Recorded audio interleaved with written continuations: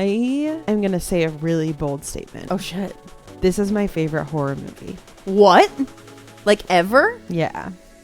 Holy shit.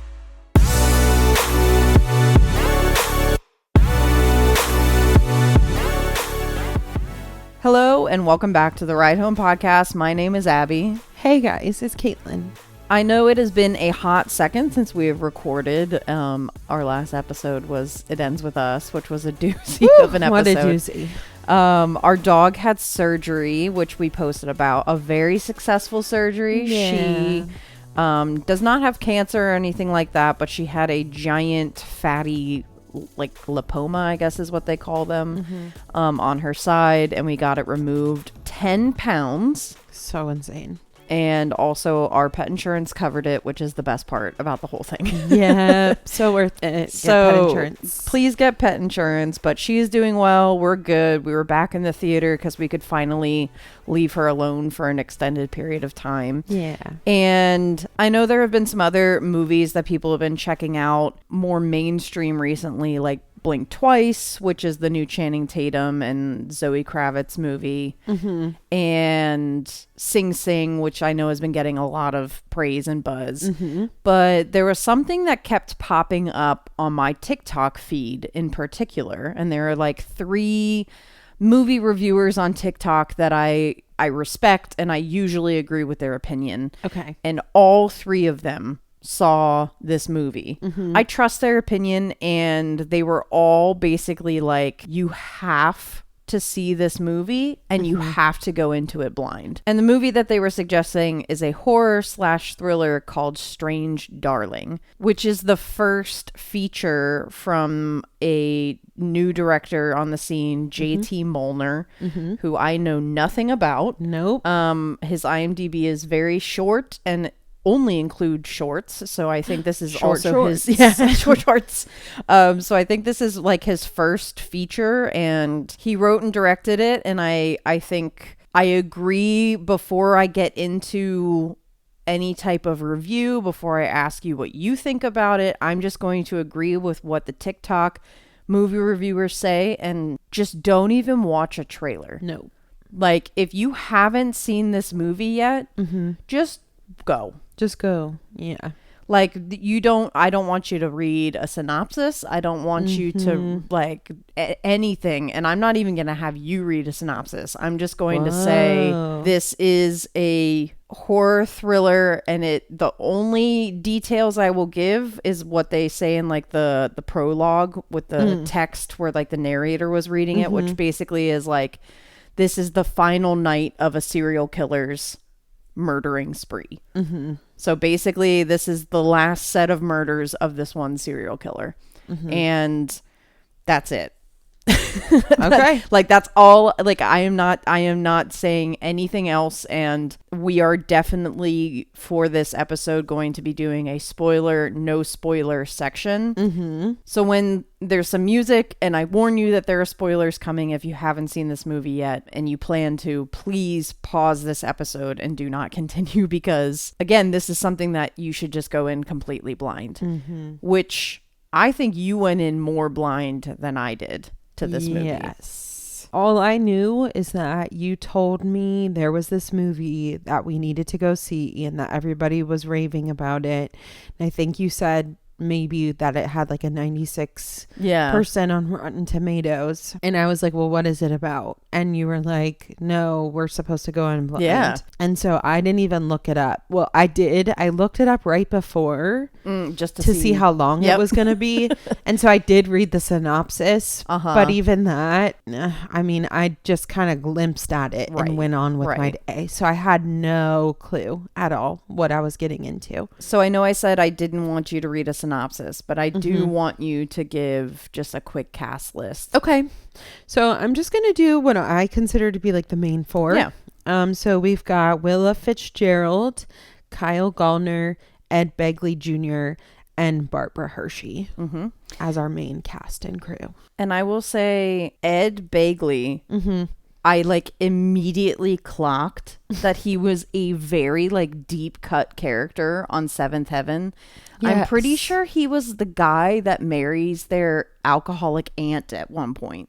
Remember, she marries a doctor. Yeah. And I immediately was like, oh my God, it's him. You Like, recognize him from Seventh Heaven? That's so funny. I recognize him from Arrested Development. Yeah. But you didn't really watch that show. No. But I recognize him from that. He's definitely like a recognizable character actor. Like he's especially from like the 90s and early 2000s, Sure. you know, big career there. Kyle, I forget his last name. But Kyle Gallner. yeah, he plays the lead. He is basically like a new little horror boy. I've seen that. Yeah, because he was in Scream. He was in Smile. And he was in Smile. And so now he's in Strange Darling as well. Now he just does horror. And you know what? Like, good for him. It fits. Yeah. Like he fits. Yeah, it works out. Like, I know that we've had a couple of conversations about actors who should be in horror and who aren't, or who would like do well in horror. And he's just like one of those people that if he never leaves horror, that's fine. Like he's doing great in what he's doing. He has a face and a voice for horror. Absolutely. It's just something about him. Just yeah. Are you just ready to like jump into I'm so ready. I really want to talk about this movie. We gotta get into it. So without going into any spoilers, what are your very first just initial impressions of Strange Darling? So even though I didn't know anything about it going into it, there was something you said to me before we went in about the movie that immediately bothered me. And it was that it's not linear. Oh, yeah, I know. And I was like, what?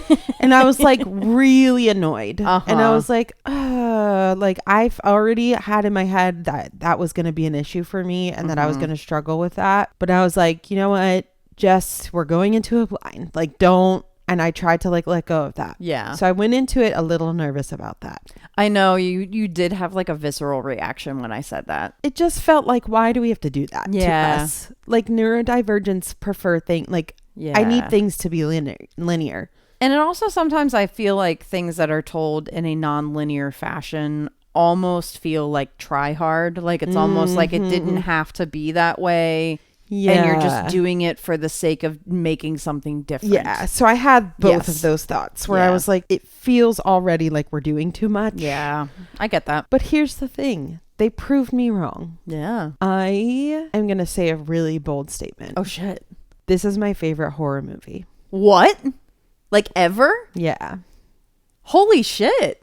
This is my favorite horror movie. Oh my God. I was not expecting that at all. I loved this movie. Yeah. I loved everything about this movie. Yeah. I loved the cinematography. Beautiful.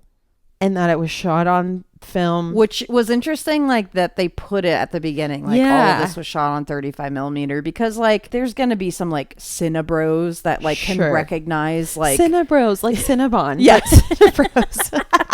Like there are Cinebros that can spot film, but like as an editor, I can make something look like film. Sure. So like you don't actually know if it is film unless you're told.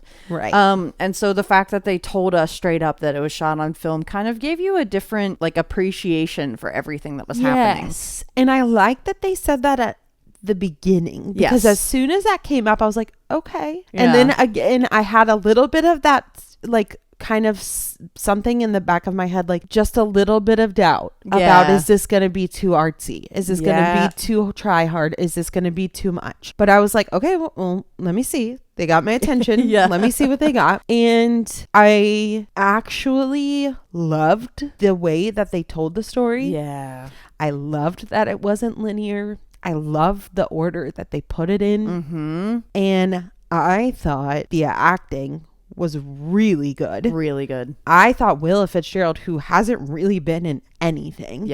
Besides, she's done a lot of TV stuff, it looks like. I thought she was great. She was fantastic. I thought she was so good. Yeah. And I thought it was just a well told story. And it was beautiful. I loved the music, the score, and the soundtrack. It was just, I don't think I have a bad thing to say about it. I think that like one of the things that I loved about it was that because it was shot on film, because it was kind of lit the same way as a lot of like old school horror, and also because they did have kind of a more retro soundtrack, and there were like little pieces and parts throughout the entire movie that just felt like nods to all of those older films, and in a way that wasn't try hard, and in a way that was like, let me take what you did back in the 70s and 80s, and now with the budget and ability of somebody in 2024 make a horror movie that has an incredible amount of depth, some crazy twists and turns, and layers that are just like, it's like peeling back an onion like constantly. Like I've been, I wouldn't say that this is my favorite horror movie of all time. I don't think anything will ever replace Halloween. I'm sorry. But I completely agree with you that this movie is next to perfect. This movie, I'm telling you, this is something that everyone else has been trying to do. Yes. For a really long time, that nobody's really quite figured out the perfect formula. And I feel like what you said exactly about those nods to vintage horror. Yeah. I mean, right off the rip, I was like, this feels like a Hitchcock movie. Yeah. And it was like, whoa, like, is this set in the past or what? Like, and, and like, you weren't quite sure, like, and once you orient to yourself and see that it's in the present, it's even more interesting. And this felt effortless. This felt like a completely effortless project that just fell into all the right places. The casting, the direction, like you said, the lighting, even just the framing of the shots. I mean, it was just the pacing, the depth, the character development. I'm just like blown away. And I was so worried that I was going to hate it. Yeah. And I came out like, I can't believe I like that much. I think for me too, what you were talking about with like the non-linear storytelling is that does frustrate me too. Like, I do get annoyed when people make choices that don't make sense. Yeah. There wasn't a choice in this movie that didn't make sense. No. Everything had a purpose. Everything was very intentional. And I think the most masterful thing about this movie was the ability to tell a non-linear story in a way that felt linear in your head. Yes. Like, I don't know how to explain it beyond saying just like everything made sense, and it just made sense why, you got this part before this part, and that part leading into the next part. Not only did it make sense in terms of plot and story and development, but it also made sense in terms of character development. Developing characters in a non-linear way for the audience watching it. I mean, it almost like you can think of it as when you're watching a TV show and they do flashbacks, and it's like, oh, that's why that character, makes sense that way. That's why they believe that. That's why they feel that way. The way that Molnar created the plot, the characters, everything, like you can tell that this was his baby, and that everyone that worked with him was trusting. Yes. That he knew where he was going with it, because it really just felt like we went from like It Ends With Us, which was the least cohesive film ever, to like one of the most cohesive, especially horror movies, which is very difficult to do. Yes. It felt like the integrity of what he wanted just was kept throughout. That initial, kind of opening sequence was just enough that I feel like it was just like, oh, now everyone in this room is bought into this movie. Yeah. And I feel like that's what he really did with this movie. Is like, okay, we're gonna start it like this, and then you're gonna have to stay for the rest, and you're automatically bought in. And it doesn't matter what happens or how I do it, you're gonna like it. And it worked. It works. And it works so well. Everything felt intentional, and nothing felt bloated about this film. Nothing felt try hard, and it was artsy in a way that was beautiful and not annoying. Yeah. Beautiful. palatable. Yes. Everything about this movie was so deliberate. Yeah. You can tell how much thought was put into this. Yeah. And it was so genuine and not, let me think of all the things I could do that are Right. crazy and artsy. It was like, let me think of how to make a really good film. Also, I'm going to throw out a movie that it kind of reminded me of, just the way I felt after seeing it, just the way it reminded me, just even visually, like the content is not at all the same. Mm-hmm. Did you get a little bit of like Bones and All feeling with this? Mm-hmm. Like you and I, we love Bones and All. And that has a completely different storyline, Sure. nothing to do with a serial killer. It's about Sure. cannibalism and all Yeah. that. But like that same way that it was artistic without being annoying, the same way that it was intentional, and the same way that it was visually gorgeous while dealing with violent situations, like those two movies just really felt similar to me in a weird way. Yes. I don't know why. I just kept thinking about Bones and All like while it was happening. I was like, wow, this really reminds me of You're that. onto something. I think they were both had a little bit of like ethereal to them, you know, with the music and the way that it was lit and shot. And you know, Bones and All is a really good fucking movie, so it makes sense. I mean, I think both movies are very raw.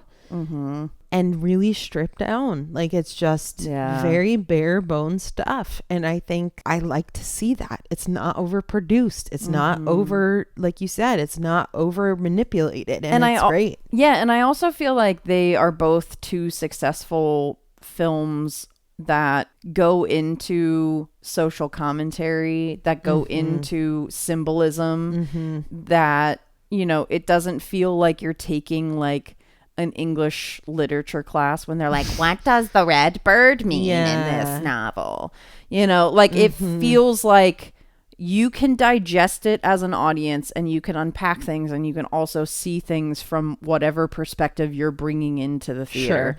And so for that, I just like, I don't know why I felt that way, but as I was watching it, I just kept like thinking back to Bones and All. And I was like, this really like just, it gives me that same feeling. I feel like you're really onto something there. And I agree, especially about like the social commentary and the themes. They're subliminal, but also not. I think we can all agree like on what they are as far as the themes go and the commentary, but it's sort of like how you interpret that and how you, what it means to you. It's sort of up to you, which is really cool. And I think it's not like the Barbie movie where it's like the theme is feminism. The theme is women. Yeah, like the theme is feminism, and we're going to continue to say that over and over again. Yeah. I really want to say something that's exactly like to the point of, you know, making social commentary, and to that point, it has to be in the spoiler section though. So can we just like zoom right on into that? Yeah, I'm ready for that. I think both of us can say large popcorn.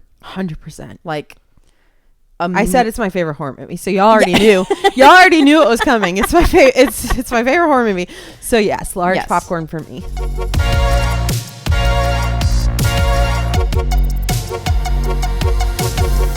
Welcome back to the spoiler section of the episode. Please, please, please, please, please, if you have not seen this movie and you want to, at this point, like I don't even want to say like, if you don't care about spoilers, stick around. I could care less if you listen to the rest of the episode right now. What I do care about is you going to see Strange Darling and then coming back to us. Yes. So if you have seen Strange Darling and you are listening to us now, I am going to dive right back into the social commentary section, which is that the biggest spoiler of it all, you have 3 seconds to leave. 1, 2, 3, is that the woman is the serial killer. Yeah. Before you know she is the serial killer, I legitimately was thinking to myself, like, does this director hate women? Like, it felt like a man who hated women. Okay. It felt like a man who has been stood up at the bar more times than he can count. Like an incel made yes, it. It felt like an incel made it. And so what was so interesting about this movie was that the second the script flips and you find out that it's her instead of him, it literally is like the perspective of the director changed. Yeah. And that is one of the most fucking masterpiece level moments of like any movie I've ever seen. Because the way that it was revealed to us that she is in fact the serial killer is through a scene which is one of the most uncomfortable scenes I've ever watched in my life, which is basically two people that met in a bar and are about to have a one night stand in a hotel. And in this scene that you're leading up to the reveal of her being a serial killer, they are having very aggressive, very role play type sex that you don't know is role play. And you think that it's a scene of sexual violence. Yes. You're almost constantly like worrying, like, when is he gonna pull the knife? When is he gonna kill her? When is he gonna attempt to, like, waiting for the assault? Yes, and the murder. Right. And so there was this part of me that like felt like, you know, she's having a one night stand with him. He's a married man and all this, you know, the way that it looked from the outside as we're watching this movie unfold, you know, it kind of felt like she was being punished for having a one night stand. And so that perspective of having it like flip and have her be the serial killer instead was really batshit crazy. Yeah. It was like, oh shit. Yeah. What was interesting was that it didn't turn into a Barbie moment, where it didn't turn into, you know, more power to her. She's a lady killer. Like, good for her. Like, let's cheer her on. You're like, holy shit, this girl is fucked up. Yeah. And then you start rooting for the guy. And it's really interesting how he was able to do that without glorifying a serial killer, which you could have very easily done, where it's like, you know, the moment you reveal that it's a woman instead, you could have very easily been like, hashtag feminism, she kills people too. Hashtag like flip the script. Yeah. On like the men. You know what I mean? Like, you could have gone that direction with it. Absolutely. And I think that the way that the perspective changed was really interesting. And I think one of the most interesting scenes to me was when she finally is caught. She basically stages her being caught by this guy as she was held captive and raped by this man. And when this male cop comes in with a lady cop, the female cop is immediately like, we have to take care of her. This like, is a victim. You know, there's empathy and there's feeling. And then the male cop is like, no, we have to process the scene, you know, whatever. And again, if you watch that scene with a kind of misogynistic, male forward sense, you think to yourself, well, yeah, the lady cop is stupid. That's a fucking serial killer. But the way that the director rewards these characters is that the male cop ends up getting shot and the female cop gets to go free. So the director himself rewards the female cop for her empathy. And like, for that, like, I was like, what an interesting and like genuinely beautiful way to flip the script on so many years of horror, exploiting women, exploiting sexual violence, showing us shit that shouldn't be seen. Like, there are some horror movies that, like, absolutely, I like fucked up shit, but there are some horror movies that I don't touch, because if it involves like fucked up sexual violence type stuff, get me the fuck away from that. You are a deplorable person who made that movie, and I don't want to give you money or support that. This movie just completely slam dunked on all of those. Yeah. You know what I mean? Literally. Yeah. I think it was so crazy, the build up to finding out that she's the killer. You know, the scene that I really liked is when they're in the car together. Yeah. And she asks him, "You're not a serial killer, are you?" This whole time you're led to believe he is the serial killer. And when he says no, he's not, he kind of looks off to the side and then looks back, which is so genius. Because like, if you're a body language expert, like when people lie, they like look away and then look back. And so it was really interesting that, you know, you had this little moment where he's like, no, I'm not a serial killer. And she has this whole kind of monologue about women getting themselves into precarious situations all of the time, and how he could be a serial killer and maybe she shouldn't be doing this. And it's just so crazy. And like, then you find out she's the serial killer and he's a cop. Like, not only is he just like a dude. Like, he's a literal police officer. Yeah. She doesn't kill him because he pulls a gun on her. Yeah. And it's just from there on, the movie just takes off. Yeah. And like you said, it's just unbelievable how as soon as you learn that she's a serial killer, you automatically are like, no, this lady's got to go. Yeah. Like, every feminist like bone in my body just evaporated into thin air as soon as I found that out, because I was like, oh no, she's got to go to jail. Yeah. Like, somebody needs to put her ass away. Yeah. And it was crazy to see how the rest of the characters played out into her whole web of killing.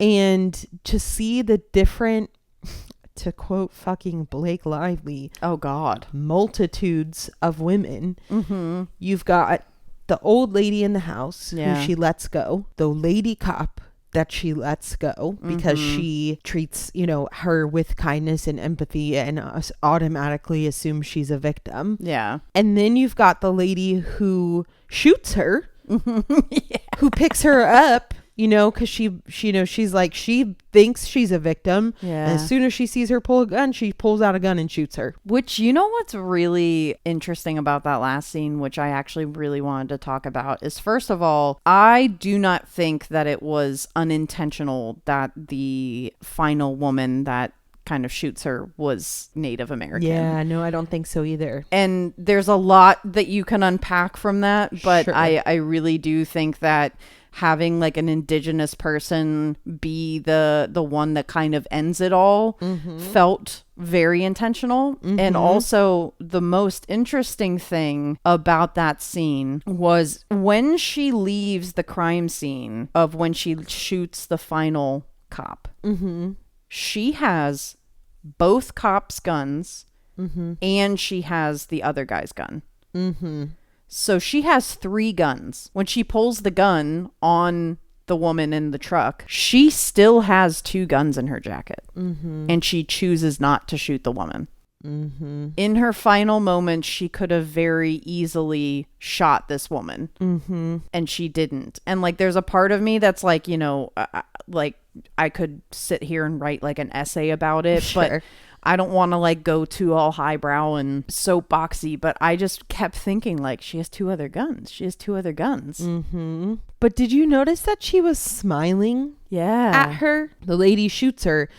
Then the rest of the movie is just us looking at this serial killer, this electric lady dying in this truck as the lady's like taking her to the hospital or wherever. Yeah. And she's meant to be looking at the driver of the car, but kind of is breaking the fourth wall a little bit. But she's like smirking at her. And I think in this moment, what I got from that is like she almost like respected the lady for like killing her. Yeah. It was almost like real recognizes real. Yes. And it was like, all right, well, and that's kind of like what I was thinking, like leading into about her being an indigenous woman, was like, this is a group of people who have been victims for centuries. You know what I mean? Since this country started. Yeah. And so I think there was kind of like this, what you said, like this respect of this lady that was just kind of like, you know what, like you've already been a victim enough kind of a thing. And I think I don't know. And I think that's sort of why all of the women were spared, to be honest with you, because I think it was more about like, you know, she even says, the electric lady says at one point, sometimes I don't see people, I see demons. And there's like a couple times where you get like this little flash of like what basically it's, I think it's meant to be like what she sees before she kills someone. But I think in her mind, like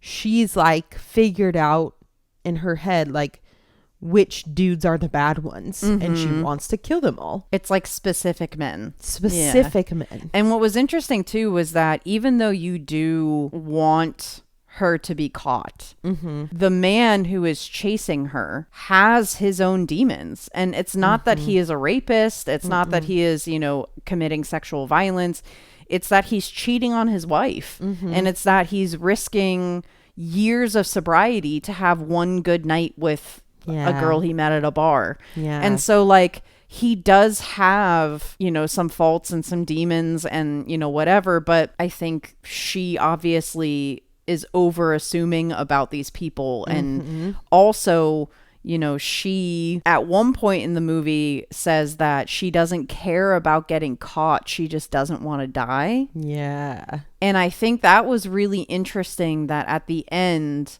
her accepting I'm going to die here and not really fighting back anymore, watching her kind of just accept the fact that like there's no more chase, like I'm dying right now and there's no point. And I think like her holding back and not shooting this woman, which she has 2 other guns, like she could have very easily done that. Like everything about this movie just was such an interesting layered experience that I feel like I'm still unpacking. Same. Because there are some scenes that I'm just like, you know what? Like, I want to watch that again just to unpack it. Like, just to like catch things. Now that I know that it's her, like, I want to watch it and experience it. But I also know that there will never be a feeling like realizing it's her ever again, even though like I'll watch this movie in the future. Did you have any clue that it was going to be her? Because I did.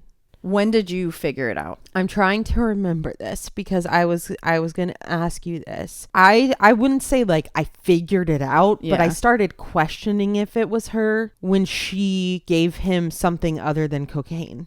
I questioned it a tiny bit sooner. Okay. But it was the same scene. Okay. It was the scene of them in the hotel room. Okay. It was right after we figured out that they were doing role play. Okay. So you were thinking in that moment that it could be her? Yeah. Oh, wow. Okay. Because I think that, I mean, there's just something so, I don't know how to explain it, but I mean, the character, the male character shows what I'm about to say very like viscerally, which is having role play that is violent in any nature requires such a huge level of trust and respect between two people. Once I realized he wasn't violating her and it was a choice that they made that he feels uncomfortable with, but she keeps pushing for anyway, I was like, that was where I was like, And then the cocaine thing was where it absolutely like confirmed it for me, was when she gave him a separate line when she took cocaine. So I feel like honestly we could talk about this movie for hours, and I genuinely can't express enough how badly I want everyone to see this movie. I know, I completely agree. And I think the fact that it's shot on film, the fact that it has kind of these nods back to like vintage horror, and you know, it has a really cool soundtrack. I think it's honestly a perfect movie to usher in spooky season. So perfect. It is really, really, really good. And the fact that you said it was your favorite horror movie ever like shocked the hell out of me. Are you really shocked? Yeah. I wouldn't say that was like my initial reaction. But the more I process this movie, it's just brilliant. 10 out of 10. 10 out of freaking 10. 10 out of freaking 10, dude. Dude, brother. Fuck you, brother.